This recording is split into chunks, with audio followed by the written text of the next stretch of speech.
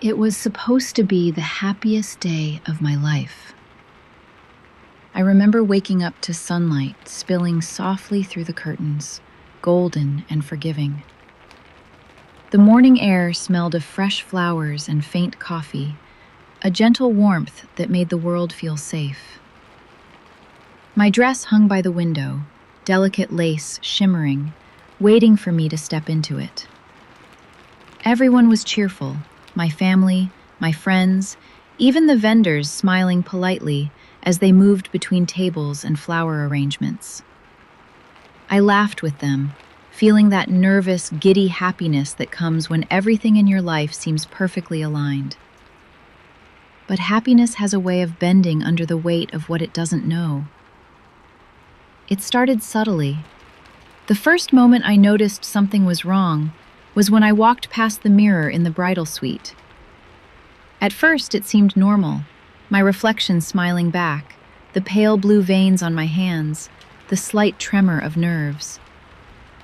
But then, as I adjusted my veil, I thought I saw something out of place. My reflection wasn't quite mimicking me. My eyes blinked, but the reflection lingered, unblinking for just a fraction too long. I shook my head. "Just nerves," I whispered to myself, trying to laugh it off. But the unease clung stubbornly. I tried to push it aside as I descended the staircase. The hall was filled with music, laughter, and chatter. The guests were here, smiling and sparkling, oblivious to the tiny fissure in reality I could feel growing. My partner, radiant and nervous in a perfectly tailored suit, greeted me with a smile that should have grounded me, but even that felt off.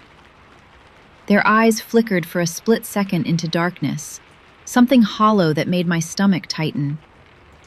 And then it began. The first clear sign of horror was the photographs. Someone handed me the album before the ceremony. I flipped the pages, expecting to see happy memories. At first, they were normal. Vacations, birthdays, quiet moments. But slowly, the images started to twist.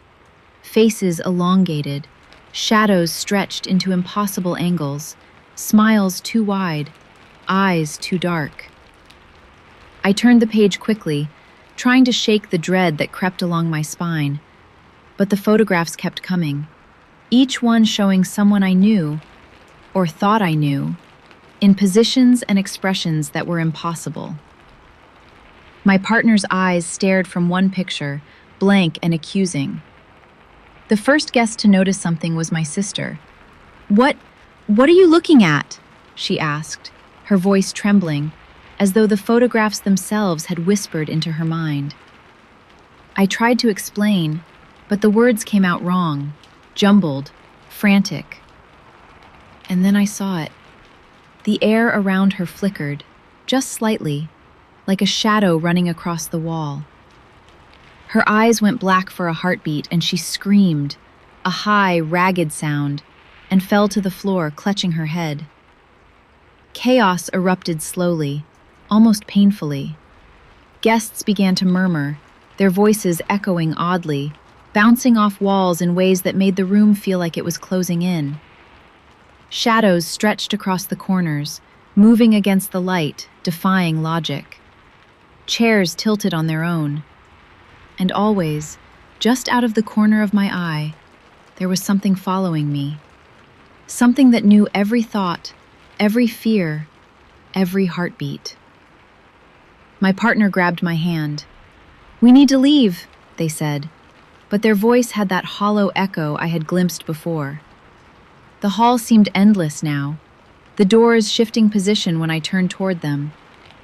Every exit disappeared like a mirage. The guests around me, my family, my friends, were no longer themselves. Their smiles were grotesque, their eyes voids that reached into my mind. They whispered things I didn't understand, calling me by names I had never known, laughing at fears I had never admitted aloud. I ran. Down corridors that twisted impossibly, past rooms that I didn't recognize. The walls bled shadows that licked at my heels. Every turn brought me face to face with someone, or something, that knew me too well. My sister appeared, standing in the middle of the hallway, her mouth moving but no sound coming out. My partner's hand reached for mine again, but when I touched it, it burned. Their skin was wrong, too cold, too smooth, too empty. I found myself in the chapel. The ceremony was still happening, though the guests now were faceless, shimmering forms that shifted like smoke.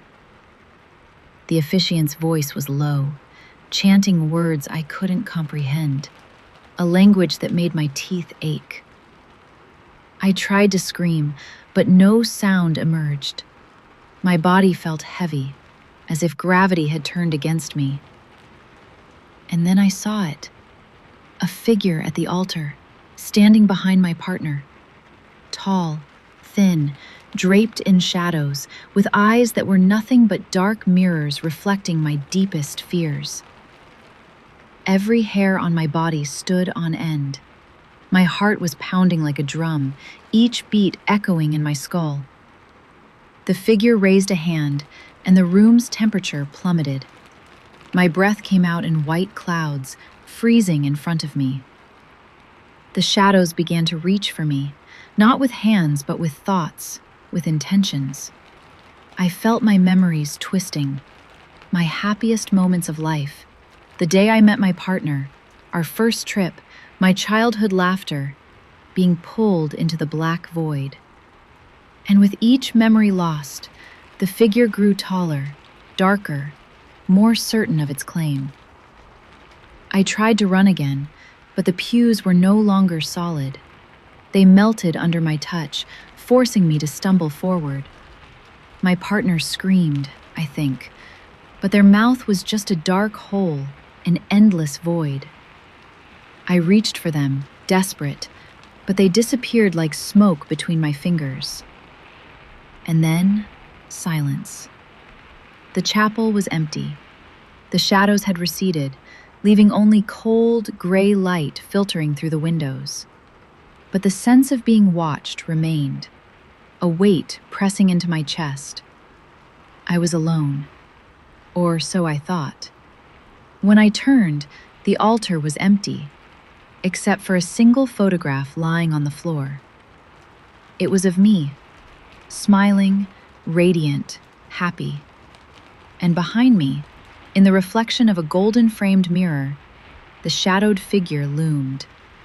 Its grin was wider than any human mouth could manage, teeth sharp, eyes hollow.